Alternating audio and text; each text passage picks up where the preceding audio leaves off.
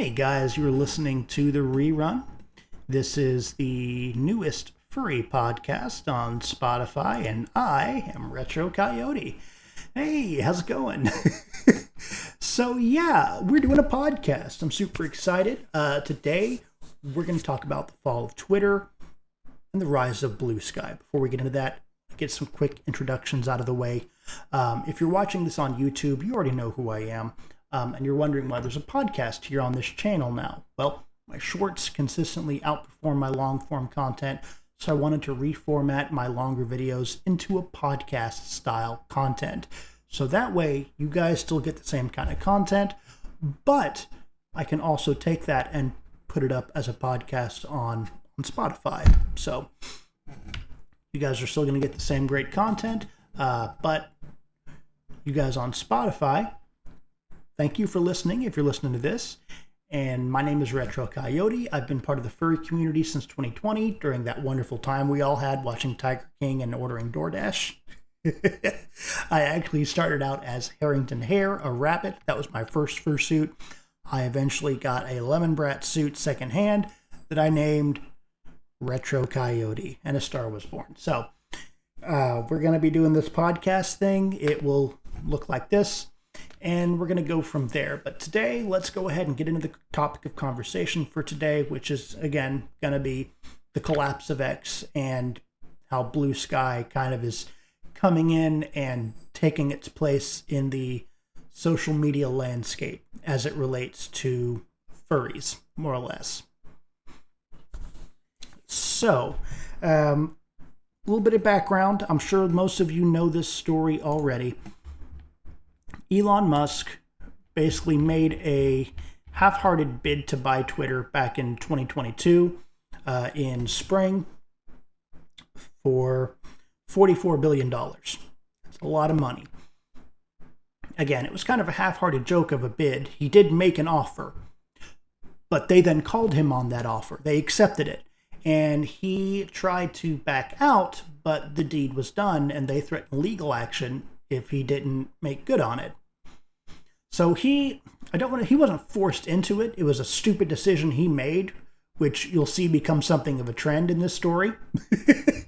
But he, in an effort to avoid further legal action, he said, okay, I'm running Twitch now, or not Twitch, Twitter now, I guess. And, oh man, it just, it was a sign of things to come.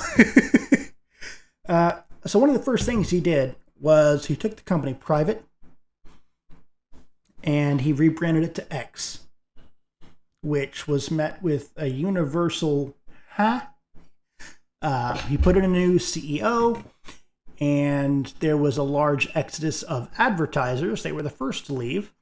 They just weren't really fond of the way things were being run and the kind of content they were pushing. It was a lot of right-wing conspiracy, misinformation kind of stuff, and the advertisers weren't about that, and so they left. And he just kind of got an attitude about it. He's like, well, no. So there you go. That'll get the money back in your pocket. He also implemented an awful chatbot called Grok no one asked for, as well as adding premium subscriptions, features, and just a bunch of layoffs. Like, he cut the staff there by an order of magnitude. Like, it was awful. People would show up to work, not have access to anything, only to find out, hey, we're fired. We didn't tell you. It was ridiculous. So, long story short, a lot's happened since he took over the social media platform, and it's just rough. Made likes private, changed the way the block feature works, which called into question a lot of the safety of using the platform for things like cyber stalking and things like that. So, ever since he took over, a lot of people have been wondering, what's going to be the next Twitter? Because there needs to be something like Twitter out there on the internet. I started using Twitter back when I was in college. That was in 2009, 2010. I'm old. I'm going to be 35 in December. So, and it was it was a social media platform, so of course it has its problems.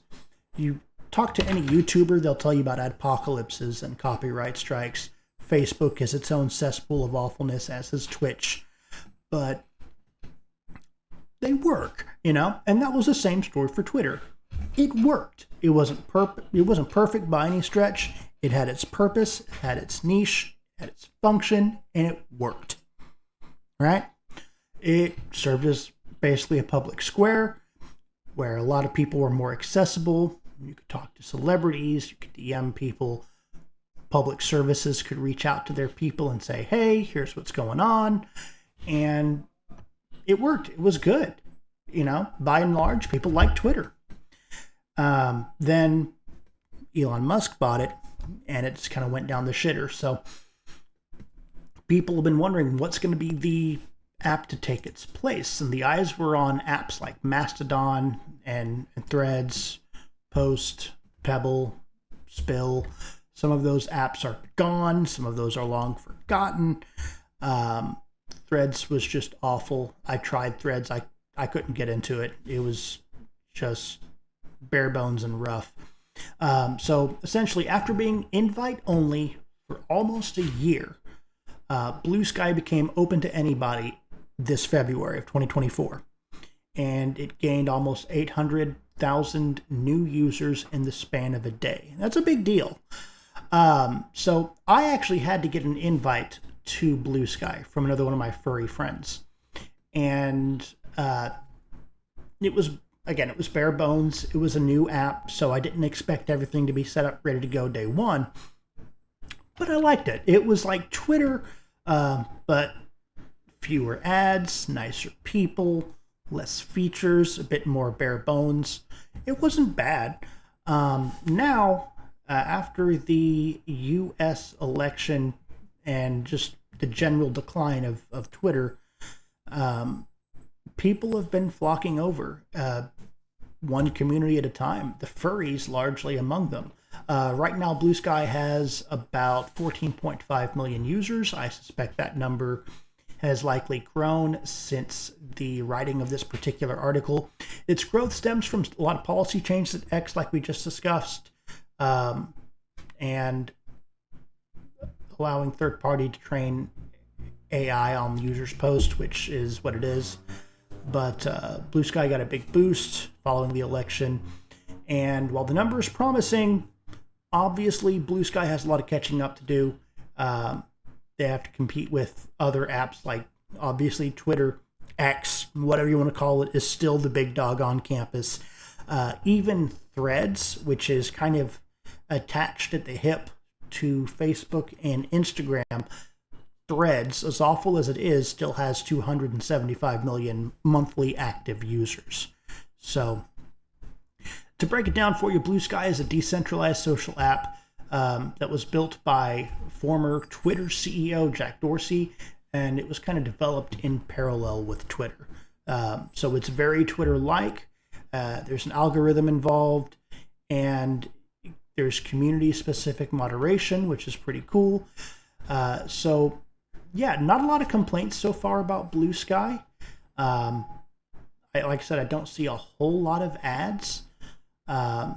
It does have a really cool starter pack feature, which if you're part of certain communities or circles, basically it lets you follow a bunch of people at once to kind of get yourself set up there, which is really helpful and really good for new users looking to hop in and get going, basically to pick up where they left off at Twitter.